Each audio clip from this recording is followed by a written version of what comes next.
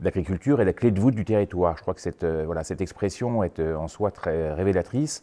C'est l'agriculture qui tient effectivement cette forme d'équilibre qu'a le territoire entre les espaces naturels, les espaces forestiers, les espaces construits. Il y a plusieurs priorités qui ont été inscrites dans notre nouvelle charte qui devrait démarrer en 2023.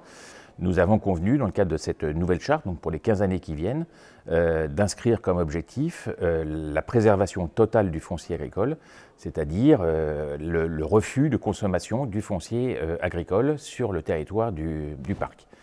La concurrence sur le foncier agricole, c'est le développement pavillonnaire, qui est un nouveau mode de construction et d'habitation de l'homme qui, de toute évidence, entraîne un étalement dit urbain. Forcément, on va plutôt construire dans des zones agricoles que dans des zones naturelles, puisqu'elles sont très souvent sanctuarisées. Une fois que le foncier agricole est artificialisé, il reviendra difficilement ou pas en arrière, tout simplement. À mon sens, il y a autant de particularités que d'endroits sur cette planète, que ce soit en France ou ailleurs dans le monde.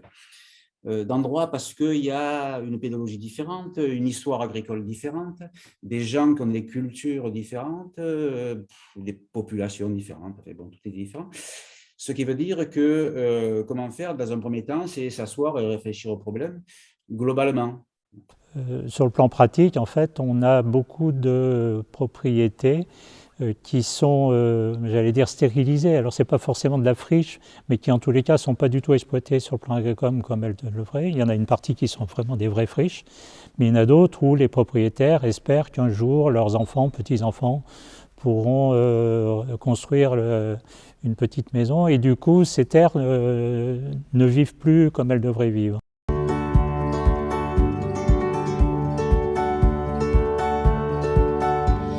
J'ai eu à travailler sur nos problématiques de terres agricoles et en particulier un enjeu très important qui est la création d'une ZAP, zone agricole protégée. L'objectif est de redynamiser toutes nos terres agricoles qui, les années passant, ont été beaucoup mitées par le développement de l'urbanisme. À Sénas, depuis 2 ans maintenant, nous sommes engagés dans la création d'une zone agricole protégée qui va venir recouvrir quasiment 100% de notre espace agricole.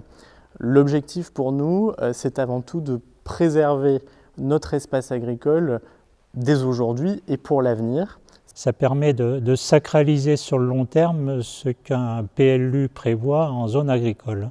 La zone agricole protégée, elle va être aussi un outil pour lutter contre l'enfrichement, pour remembrer des parcelles et encourager ces installations de nouveaux exploitants. Il ne se passe pas un mois sans qu'on ait 1, 2, 3 agriculteurs qui viennent en mairie pour nous solliciter, pour leur trouver, pour les aider à trouver des terres pour s'installer. En préservant les terres, c'est une manière d'attirer cette population nouvelle d'agriculteurs.